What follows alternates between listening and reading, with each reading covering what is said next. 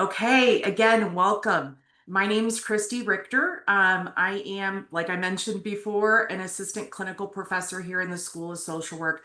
I also have the pleasure of being the MSW program director. So if you have any concerns, questions, comments, feedback, feel free. The MSW program is kind of what I'm in charge of. So if you again want, to talk about anything about the program specific, feel free to come to me. My office is located on the second floor of Tegler Hall, and I'm in the Dean Suite. So if you're going up the stairs or up the elevator, it's to the left hand at the end of the hall there. I'm also obviously realizing that most of you are online students and feel free to email me. That's probably the best way to get a hold of me. If you have questions, we can always set up a Zoom if it feels like it's more than an email conversation to have. So welcome. Congratulations on making a very wise decision to continue your education here at St. Louis University. I too am a Billiken. I didn't mention that earlier. I'm an alumnus of the program. There are a few faculty that are alumnus of the program, and a few of us actually went to school together at the same time here.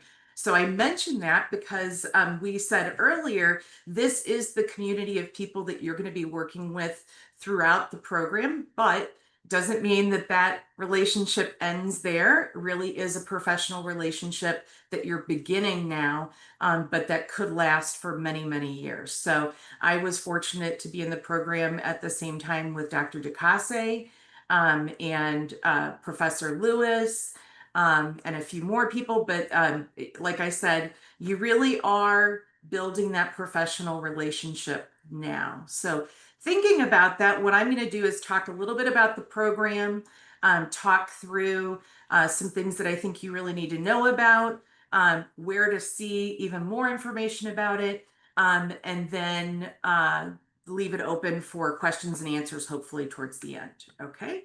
So many of you I've met during the registration event. Some of you I may not have. Hopefully, if you've not been registered, meet me again at this link after orientation, and we can make sure that you get registered. And if you have questions, you can certainly pop in also. So that is where we're starting. Okay, so there we go.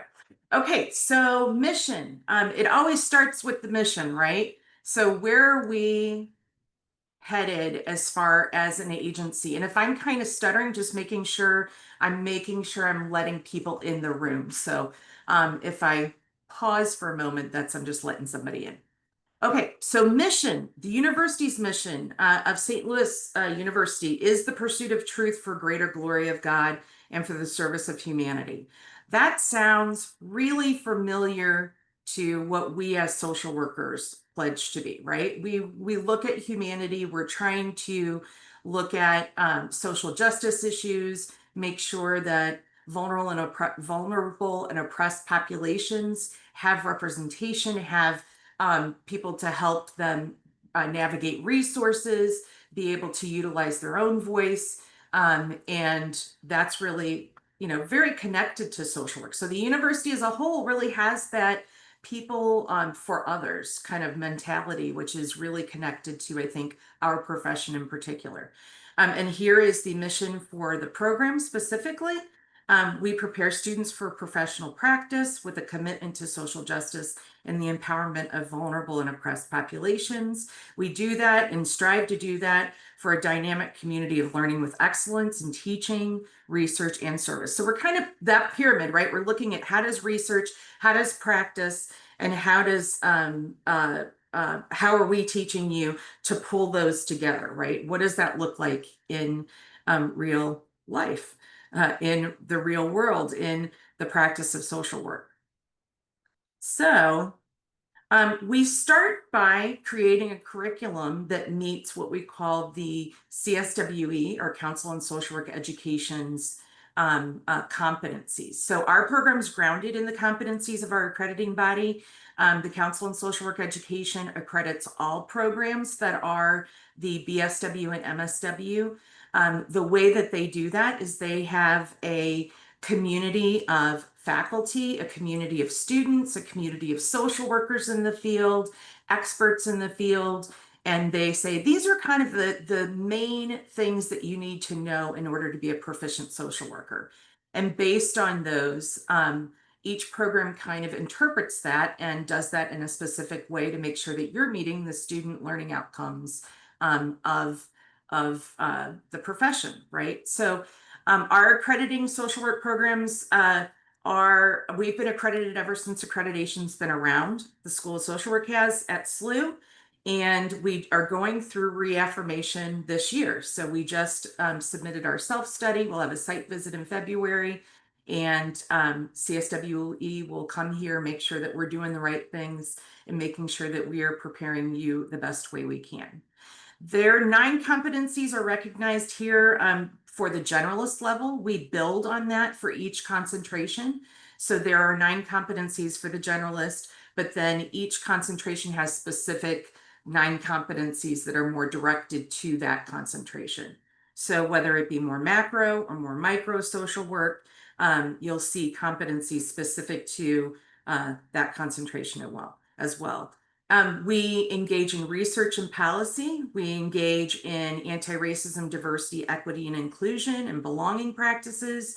We engage, assess, intervene, and evaluate those generalist practices, but then also the specialized areas that you concentrate in. Okay, so whether it's community and organization or it's more individual, family, and groups, you still do those things, the engagement, assessment, intervene, and evaluate piece. In all of the courses, the dimensions of these competencies are being measured. We're constantly assessing how we're doing, what we can do to help you prepare for the field. And there are specific competencies, as I mentioned, for each concentration that we build on those generalists with. So that's where the curriculum kind of stems from. So how do you understand what the program's policies and procedures are? That's where you will look at the handbook. So the MSW program handbook is located on our website, but it's also located on the Canvas School of Social Work resource page. Many of you I met during a registration event. If I haven't, you may not have heard this, but there is what we call a Canvas non-course page that has lots of documentation and resources that you can reach out and see. Handbook is one of those. The course catalog, academic catalog, is the university's catalog. So we are always bound by the policies and procedures of the university, but then we may have some additional policies and procedures that are more program specific.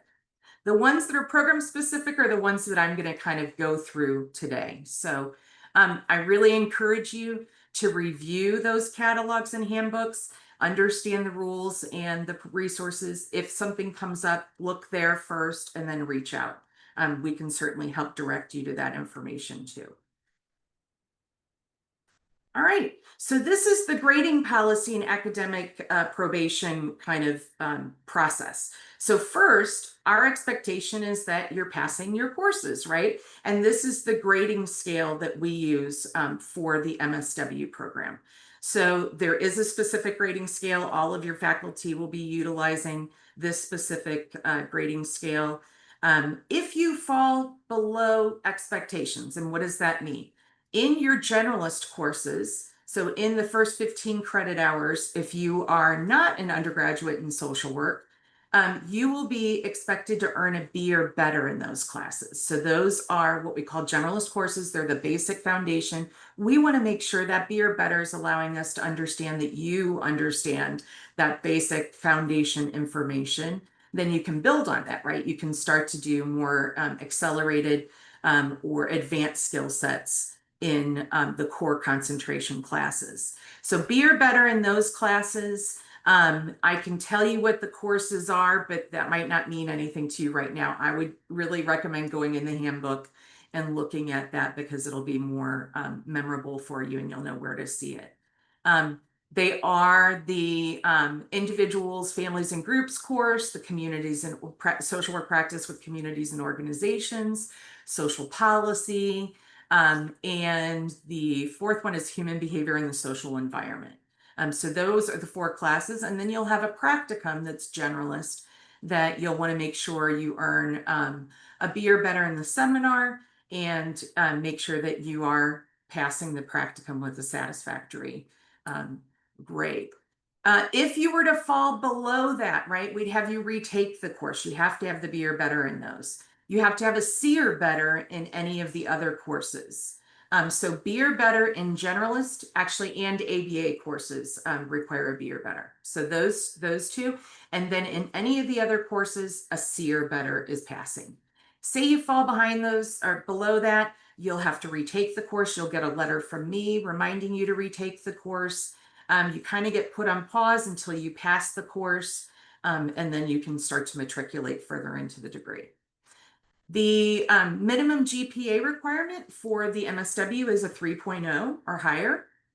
If you were to fall below that 3.0, then we would start to look at you would have an academic probation status. So what that means is that we just say, hey, pump the brakes a little, slow down. Let's do 2 classes at a time instead of 9 or more credit hours.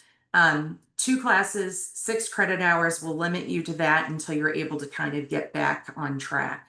And so that's really the academic processes that we would notify you. I would, as the program director, to let you know, here are kind of the parameters we ask you to stay within the 6 credit hours, and you won't be planning for practicum until we get you back on track or until you're able to get back on track. Time to degree.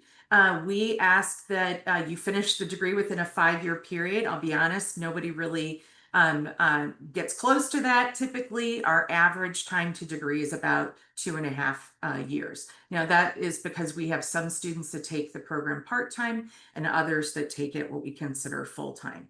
So depending on those things, that will determine how long it takes you to complete the degree. Also, if you come in with advanced standing or you're doing the foundation, that also determines how long the degree will be.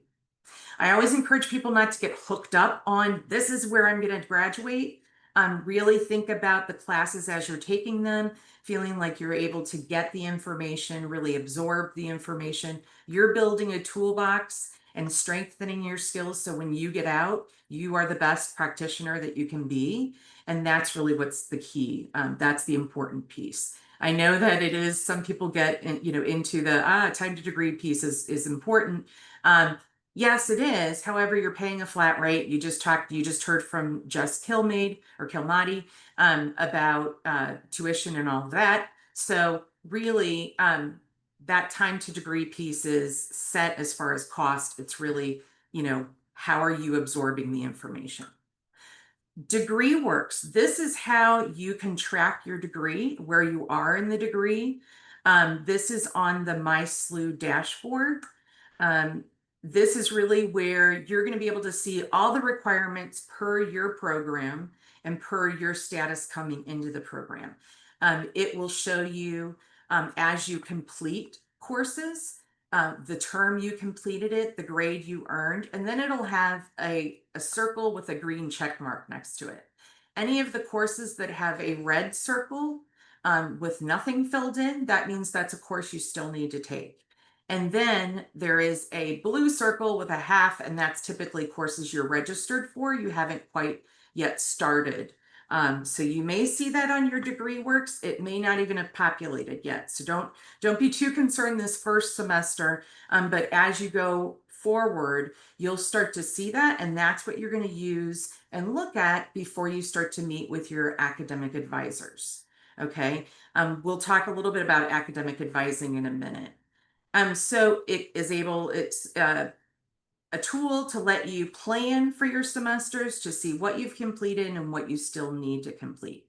If at ever point your own records, which I encourage people to keep their own records, if at any point your records and the university's records are not the same, then please reach out to myself and or Shelby Tarkington, who's the program coordinator, and we will make sure that we can troubleshoot to figure out what is the reason that they're not reflecting the same information. Academic integrity. So SLU expects honesty and integrity from their students, right? We want to make sure you're familiar with the academic integrity policy. It includes incidents such as cheating, plagiarism, falsification, sabotage, collusion, concealment, just to name a few. There are definitions within the policy. You can find the policy on the slu.edu website. Up in the top, there's also a copy of it in the handbook, so you can also see it in our handbook. But at the top of the SLU website, there's like a little magnifying glass that's the search bar. You're welcome to plug in academic integrity there. That'll also pull up the policy. It's really our commitment and your commitment to and demonstrating of honest and moral behavior in an academic setting. The university and wider academic community are built on shared values and norms of behavior, including honesty, fairness, and responsibility. So applying academic integrity to one's work entails practicing honest and fairness towards others, taking responsibility for learning, and following the conventions of scholarship. We really encourage you. If you have questions and you're like, I'm not really sure if that would be deemed as cheating or seen as plagiarism, or and you've got questions, ask, be proactive.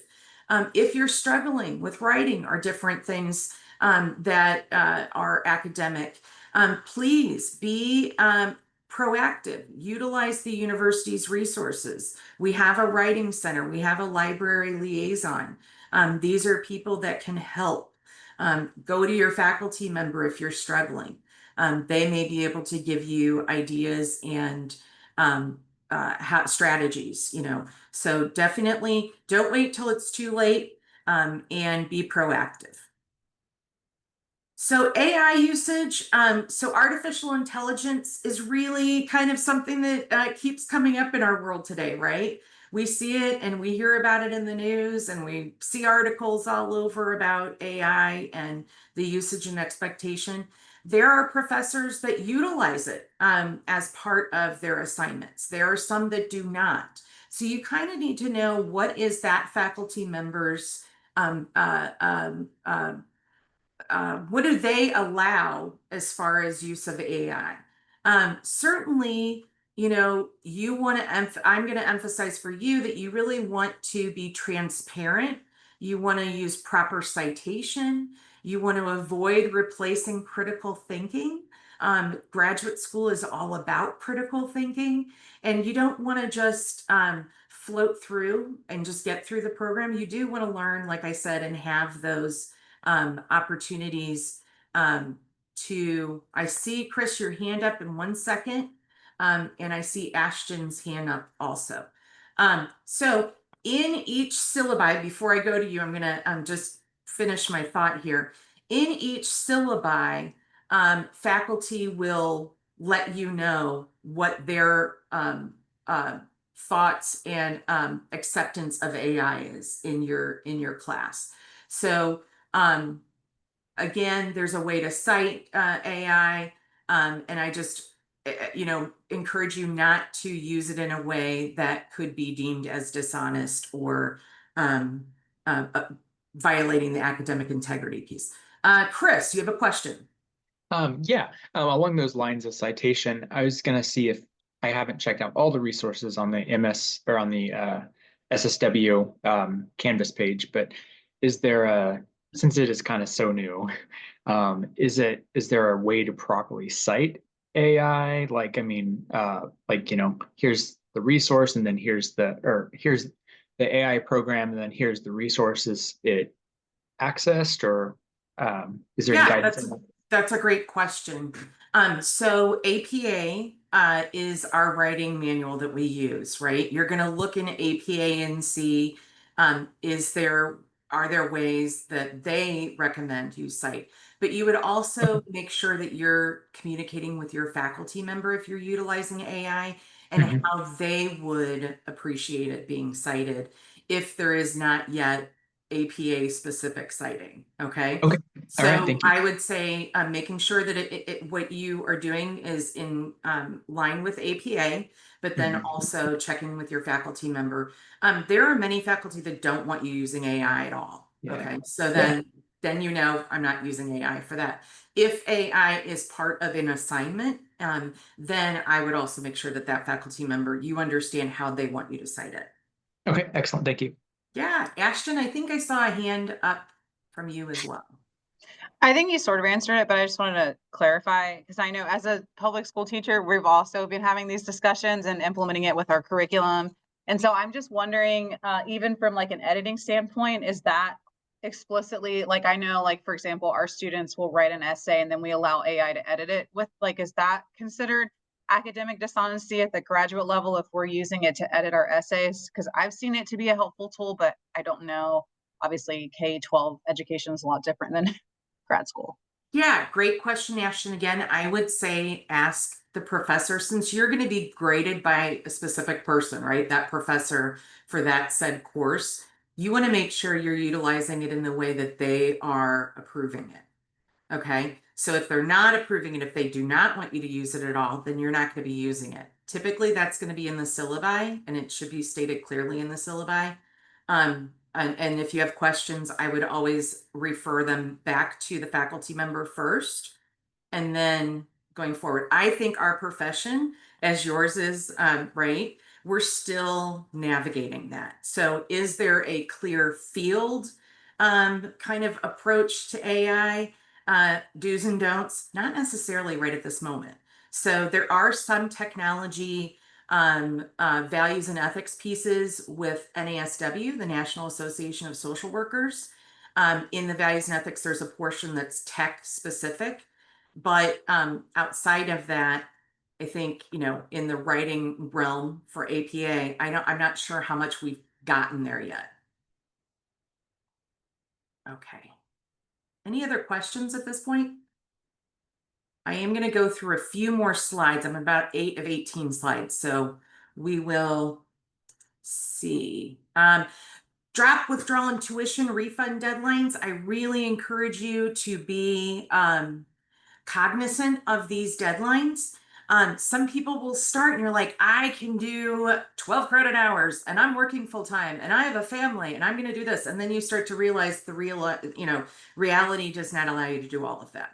Right. So if you get to a place where you're like, oh, I've got to drop, there's no way. Try to do that earlier rather than later. If you do it by the deadline, and I'm going to be looking here at, it's my little pointer here.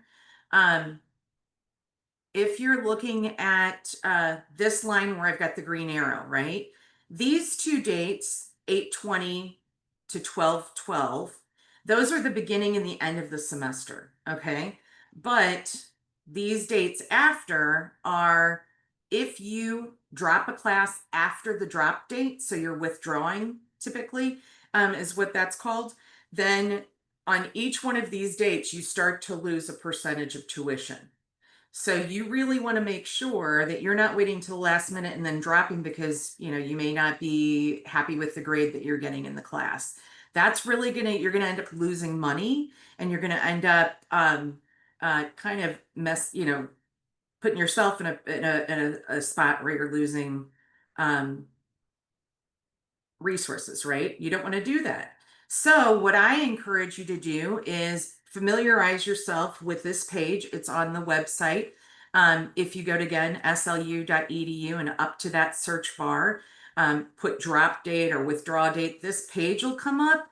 And there's actually a schedule below. I just highlighted a portion of the schedule, but it'll show you the percentage of tuition that you'll lose if you drop beyond that date. We really encourage you to try to drop if you're going to within the first 2 weeks. That way, you can drop on your own. You can go into courses at SLU. You put the name, the title of not the title, the number of the course in again, and it gives you a drop button. So you can still drop yourself.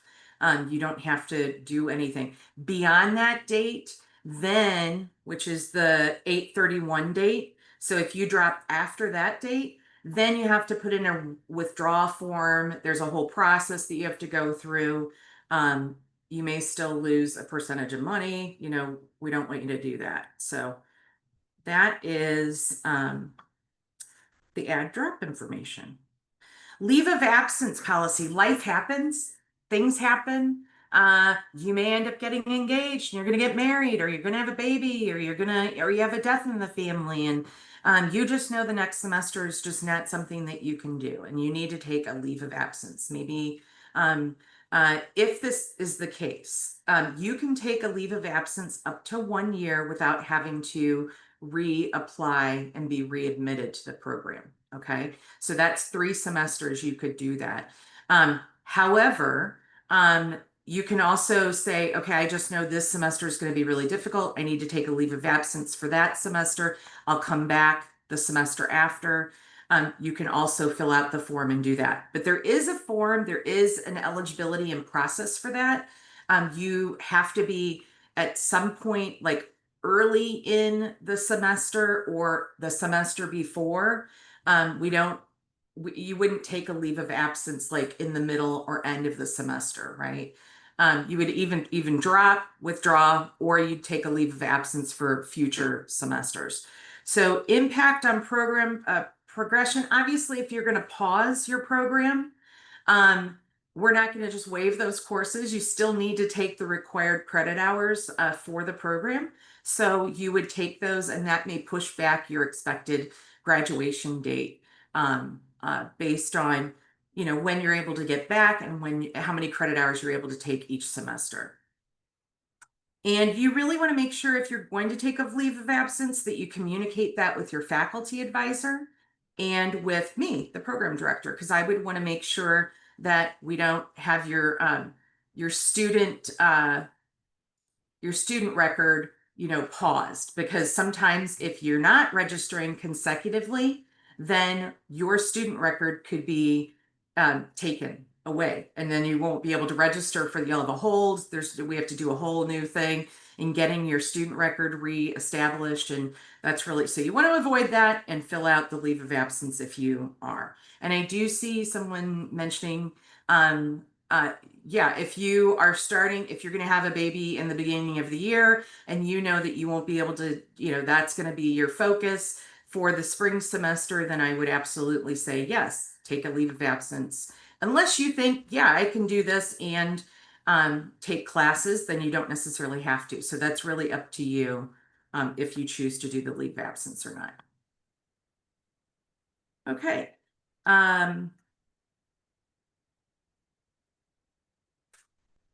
All right, navigating grievances. So say you're having some difficulty in a class and you are wanting to, you know, talk to somebody about it. And I would start with the professor, start with the faculty member that you're having the class with, right? That's the person that is going to be the person that you can negotiate things with, that you can talk about. Is it something that you can resubmit? Oh, that was my alarm to let me know I'm getting close to the end here. Start with professor, then the next level would be me, the program director. If you have problems, you're not having any luck with the professor, we can talk through some strategies and approaches.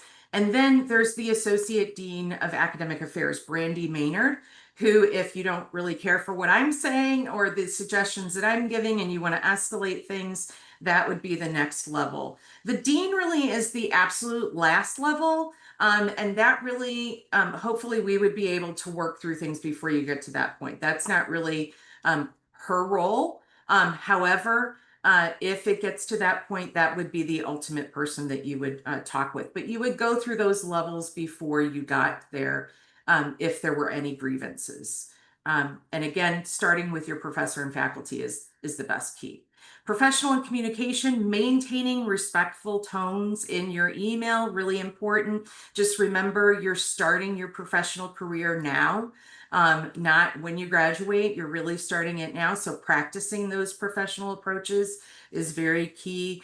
Meeting deadlines, wearing appropriate attire to class. I know sometimes it can be like, I'm just getting there, but you want to make sure that you're presenting your best self. These are people that you're going to be working with once you graduate as well. So you want to make sure that you're maintaining and starting off those good first impressions and professional approaches to both your academic career and your professional career. Email etiquette, being professional, again, starting with the greeting, hi or hello, so and so, being concise and to the point in your body of your email, and then having a closure. Thank you, sincerely, best regards, any of those things will do.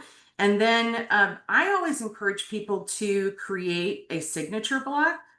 That way it's already on your email for SLU. We communicate all through email, so you need to keep an eye on your email. If it's general information for the school or maybe the program, then sometimes we'll be communicating through the Canvas page, but mostly it's through email. Your professors, back and forth, you're going to be talking through email with them. There is a SLU signature block that you can get from our website. So again, slu.edu, up in the search bar, put signature block. This will come up. Where I have crossouts is the things that you probably don't need to add. Okay, as a student, I probably wouldn't put my address on my signature block. I probably also wouldn't put maybe my phone number on my signature block, but I might have my email. I'd have my banner number because that's going to allow people to help me as fast as they can. And I would also put, some people will say MSW or MSABA MSW, or you don't want to put that yet until you've earned the degree. What I recommend is maybe putting MSW candidate or MSW student, and that way it shows that you're what point in the process you are. Okay, so you don't want to necessarily put the degree or the credentials down until you've earned them. So candidate or student lets people know you're in that process of earning that credential. The other things, when and how to contact faculty, just know if your faculty are they using Calendly? Are they using You Can Book Me or any kind of scheduling system? You want to know that so that you know how to schedule appointments with them. Oftentimes people will jump on a Zoom or a quick call, if it's something that would be better talked out instead of through email. So you may do that. Know what your faculty's office hours are. So oftentimes they'll put it on the syllabi on that front page. But that way you can schedule some time when they're available. You don't want to just pop in or expect an immediate response. Typically 48 hours is a reasonable time to be expecting a response, but we also don't know what everything else is happening, in someone's life. So we also want to make sure that we're taking that into consideration too. So, but typically 48 hours, you should get some type of response. Expect that. Hi, all. Hope your session is going well. Important updates instead of, okay, sorry, Becca, I was just taking a peek at your message. Okay, role of faculty advisor. So within 2 weeks of classes starting, so classes start next week, within the next 2 weeks, you're going to get an email introducing you to your faculty advisor. Okay, and that's going to encourage you, that email is going to also encourage you to reach out to them in October to set up an advising session so that you can get registered in November for spring. That's the advisor. The advisor is going to be your person you go to. You talk through what classes you should be signing up for based on your interests. If you have questions about, I say practicum guidance on here, you'll have a faculty liaison that's different than your faculty advisor for practicum, and you'll learn more about that today with Dr. DeCase. But they might also have ideas of practicum sites that you may be interested in specific to your concentration. So that's why I always put that there. They can also tell you, agencies they work with that they know that may be good sites that may be a good fit for you. So that's something faculty advisors can help with. And also then career advice. When you get to the end of your program, they oftentimes have really great relationships in the community. And so they may be a reference for you. They may know somebody to contact for a job opening.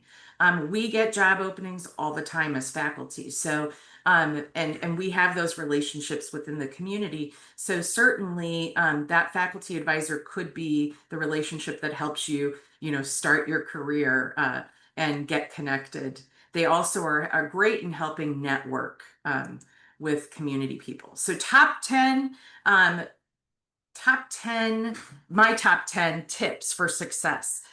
Success depends on setting up a strong life balance, work-life balance, build in time for study, classes, family, friend time, personal time, and self-care. I say that, but I also recognize that you probably need to let your support systems and family know that you're doing this and it's a finite period of time and you're focused on it. And if they could be helpful and supportive of you, that would be great. Understanding that you may not be able to do all the things you always were able to do because you are focused on this, and that you will be coming back and circling back when your education is complete. So letting people know ahead of time, I think, is helpful. Be prepared, plan so that all necessary reading is done prior to the class, and that you begin early on assignments. Don't be a procrastinator. Cramming does not work with grad school. So you want to make sure that you're kind of on time, and utilizing time management skills to make sure that you're getting things done. Plan a course and practicum schedule that will promote your best work through meeting with your advisor. I mentioned the advisor piece and the things that they can help. They can help troubleshoot challenges you might have with scheduling. They're really a good go-to support. Strong writing skills are very important to professional social work practice and academic studies. So seek assistance early. I mentioned that earlier. Utilize resources. Be proactive, don't be reactive, right? Writing grad student, the university has a grad student writing center, and they can do that virtually. So feel free to reach out and be proactive. APA professional writing format, I mentioned that it's required. Purchase the APA guide. Make sure that you are doing the required citings and giving credit to the author's work that you're utilizing. In not doing so, it can be considered plagiarism. So you want to make sure that you're being academically honest there. Demonstration of critical thinking skills in class discussion and written assignments is the expectation in grad school. This means that students will need to analyze. You need to think through and synthesize and summarize various concepts. And your application in doing that in social work really comes out during your practicum time. So being able to think critically on, in real time is going to be key. So in not doing that, you really risk, again, like cheating yourself in how to learn and kind of cultivate that muscle of critical thinking.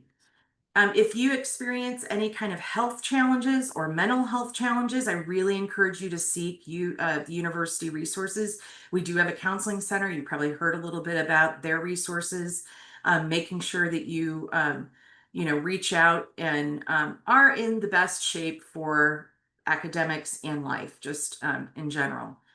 Being healthy is important, particularly in our field. Be a strong contributor, member of any projects that you are a part of that. So we do a lot of group projects, making sure that you're a really strong team player. This is really reflective in the field too. So we're just having you practice that now.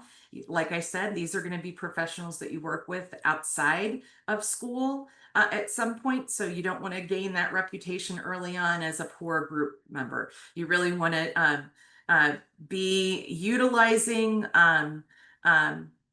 your skills and be putting your best foot forward. Develop strong research skills. Strong academic papers as well as social work practice depends on evidence-based literature that directs us to best practices. So making sure that you're utilizing those. And then lastly, extend your learning beyond the classroom.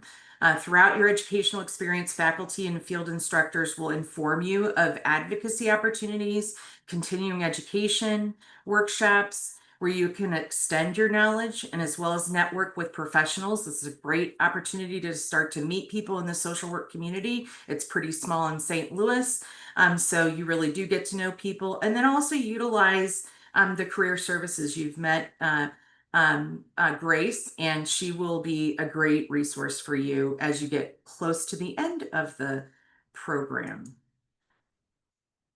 That was really quick-winded. Sorry about that, but I wanted to get all the information in. I would, just common questions that people have, course registration. I will be available at the end of orientation. If you want to hop back on this link, feel free. Practicum placements, I know people get nervous about that. You're going to learn more about that in a few with Dr. DeCase. And then graduation requirements, that degree works is what you're going to be able to see all of those requirements there. And these are the links for where you go next based on the concentration you have chosen. Any questions? Hi, Christy.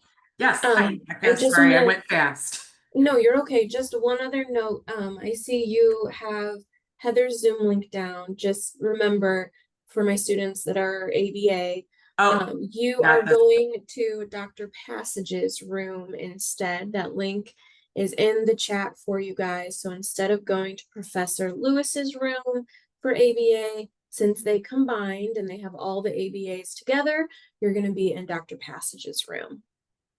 That makes sense. Thank you. Yep, absolutely. I hope your session Questions, went well. anybody? Bye. No questions? Okay, I don't disappear after today. Again, I'm on the second floor of Tegler, or my email, feel free and to reach out. And I really am excited for you all. I can't wait for you to get started. And I think this is just such a fun part of the journey. It's just like you get to study and learn what you really are interested in. So enjoy every moment. It goes really fast. Take Thank you. care. You guys, take care. Thanks. Thank you.